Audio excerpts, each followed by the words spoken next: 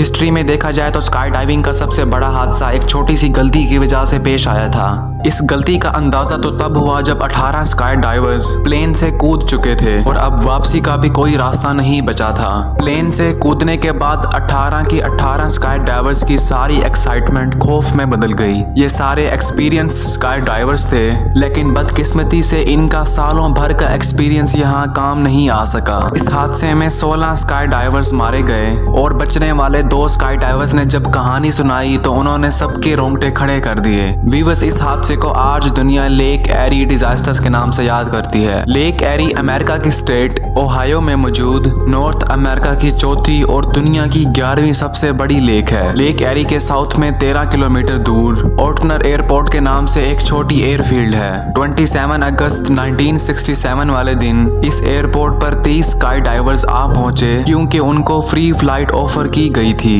World war 2 में इस्तेमाल होने वाला B-25 बॉम्बर प्लेन, जिसको एक प्राइवेट कंपनी ने मॉडिफाई किया था, उन्होंने ही इन स्काई डाइवर्स को फ्री फ्लाइट की ऑफर की थी। जब स्काई डाइवर्स एक एक करके प्लेन में बैठना शुरू हुए तो B-25 बॉम्बर में जगह कम पड़ने लगी और ड्राइवर ने ओवरवेट के खदशे की वजह से लास्ट मोमेंट में सिर्फ 20 डाइवर्स को ही सिलेक्ट किया। ये सिलेक्शन डाइवर के एक्सपीरियंस और स्किल लेवल पर की गई थी। बचने वाले 10 डाइवर्स को अपनी सिलेक्शन ना होने की वजह से अफसोस तो हुआ, लेकिन उनको क्या मालूम था कि पायलट का ये फैसला उनकी जान बचाने वाला है। प्लान ये था कि B-25 बॉम्बर ओटनर एयरपोर्ट से टेक ऑफ करके गोल घूमता हुआ 20,000 फीट तक जाएगा और इसी एयरपोर्ट पर आकर 18 स्काई डाइवर्स को ड्रॉप करेगा। इसके बाद वो मजीद ऊपर जाएगा और 30,000 फीट की ऊंचाई से आखिरी 2 डाइवर्स जंप करेंगे। इन स्काई डाइवर्स को वापस पैराशूट की मदद से ओटनर एयरपोर्ट पर ही लैंड करना था। मौसम की खराबी की वजह से फ्लाइट सुबह को तो टेक ऑफ ना कर सकी,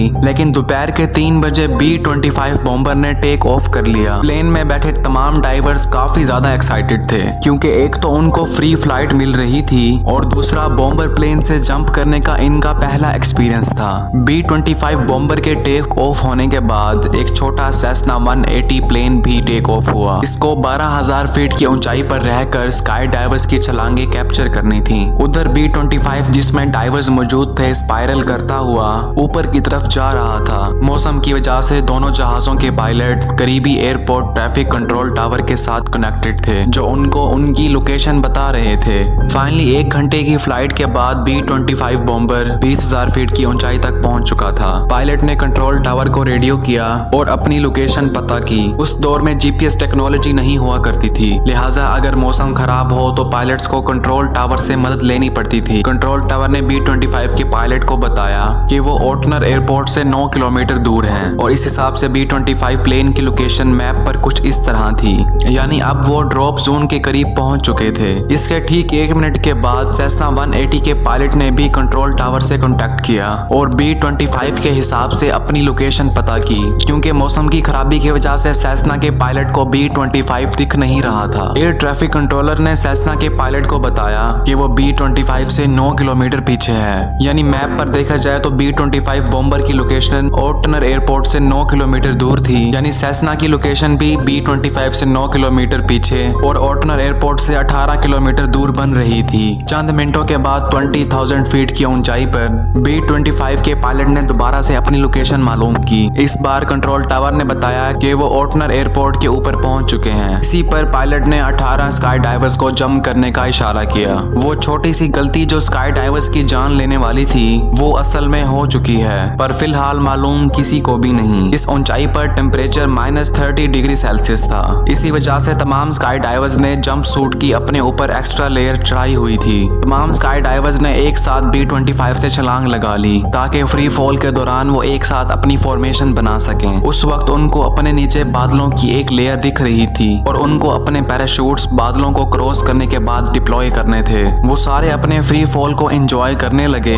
लेकिन जब उन्होंने बादलों की मोटी लेयर को क्रॉस किया तो उन सब की एक्साइटमेंट अचानक से खौफ में बदल गई। वो क्या देखते हैं कि उनके नीचे जमीन नहीं बल्कि दूर दूर तक लेक एरी का गहरा पानी है। इस वक्त इनकी ऊंचाई तकरीबन 3000 फीट ही थी और सबने फौरन अपने अपने पैराशूट्स डिप्लॉय कर दिए इस उम्मीद में कि वो किसी तरह लेक के बॉर्डर पर जमीन के करीब लैंड कर पाए। लेकिन अफसोस ऐसा ना हो सका। जिस जगह उन्होंने पानी में लैंड किया वो जगह कम से कम भी जमीन से 10 किलोमीटर दूर थी। उनका ख्याल था कि वो पानी में लैंड करने के बाद फौरन अपनी हार्नेस से निकलेंगे और तैर कर मदद का इंतजार करेंगे। लेकिन जैसा वो सोच रहे थे वैसा बिल्कुल भी नहीं हुआ। उन्होंने जो गर्म कपड़ों की लेस पहन रखी थी उनके वजन की वजह से उनका पानी के ऊपर तैरना बिल्कुल भी पॉसिबल नहीं था। इनमें से 2 डाइवर्स ऐसे थे जिन्होंने लैंड करने से पहले ही अपने जूते और फालतू वजन उतार दिया था। सिर्फ यही 2 डाइवर्स थे जो कुछ देर तक पानी में तैर सके और बाद में इनको रेस्क्यू कर लिया गया। बकाया 16 डाइवर्स अफसोस के साथ जिंदा नहीं बच सके और उनकी बॉडीज अगले कई दिनों तक किसी को भी नजर नहीं आई। आखिरी बॉडी को 1 हफ्ते के बाद रिकवर किया गया था। इस हादसे ने दुनिया भर में हेडलाइंस बना दी और इस हादसे की असल वजह जानने के लिए एक इन्वेस्टिगेशन टीम भी बिठाई गई।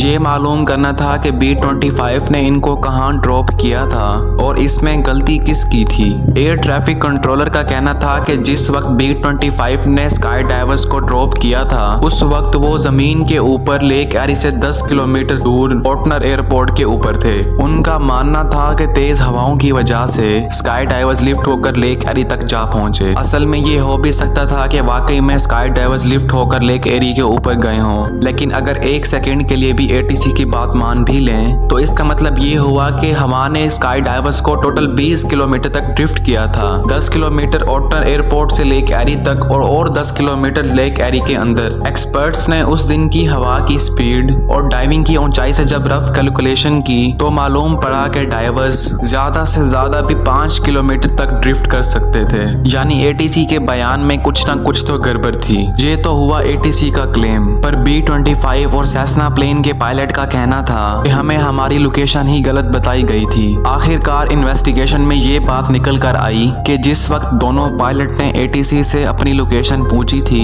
उस वक्त कंट्रोलर की शिफ्ट चेंज हुई थी। तो दूसरे कंट्रोलर ने B-25 को जो लोकेशन बताई वो असल में सेसना की लोकेशन थी। यानी जब B-25 के पायलट को ये बताया गया कि वो ओटनर एयरपोर्ट के ऊपर है, असल में उस वक्त सेसना 180 एयरपोर्ट के ऊपर था और B-25 लेक एरी के ऊपर। इसके अलावा डाइवर्स और पायलट से ये गलती हुई कि उन्होंने एविएशन लॉ के खिलाफ जाकर टारगेट को देखे बगैर जंप किया था। 16 पायलट्स की याद में अगले 2 साल तक दूसरे स्काई डाइवर्स फ्लोटिंग इक्विपमेंट पहनकर खुद को जानबूझकर लेक एरी में लैंड करवाते थे। 1972 में कोर्ट ने फेडरल एविएशन अथॉरिटी को इन 16 डाइवर्स की मौत का जिम्मेदार ठहराया और B-25 जहाज के पायलट का लाइसेंस हमेशा हमेशा के लिए सस्पेंड कर दिया गया। इसके अलावा स्काई डाइवर्स के लिए ये रूल बना दिया गया कि वो किसी भी पानी से 50 किलोमीटर दूर ही जंप करेंगे। उम्मीद है मेरी ये वीडियो भी आपको बहुत पसंद आई होगी। वीडियो पसंद आई हो तो चैनल को सब्सक्राइब कर देना।